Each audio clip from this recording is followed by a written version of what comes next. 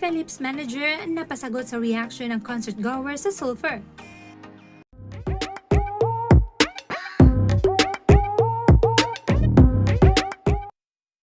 Here's a reaction from an 18 na first time mapanood si Ken as Philip sa kanyang solo con. At muntik pang marek. There's something fascinating about watching Ken Susun perform. First time ko siyang napanood ng solo.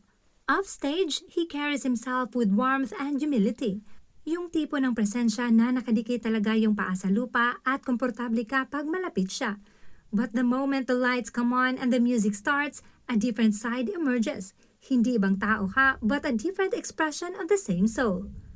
Tangina, sobrang bilib ko nung gabi. Lusaw ako habang pinapanood ko si Ken.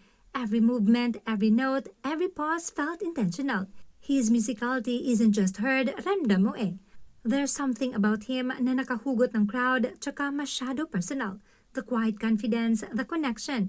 At syempre, the artist who comes alive under these spotlights. Salamat nung isang gabi, brother.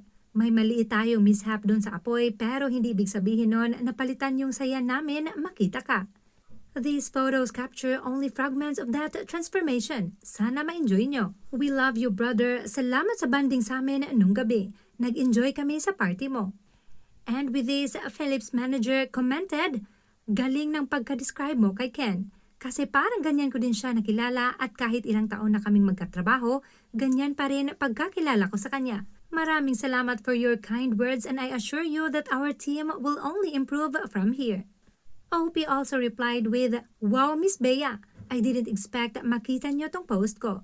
Thank you. Now I understand why my wife Arom, yung nag-abot ng gloves, supports Philip. Ngayon ako erect. Thanks for inviting us to your party. Ganito pala mag-event ang Team Philip. Parang birthday. Also, happy birthday po.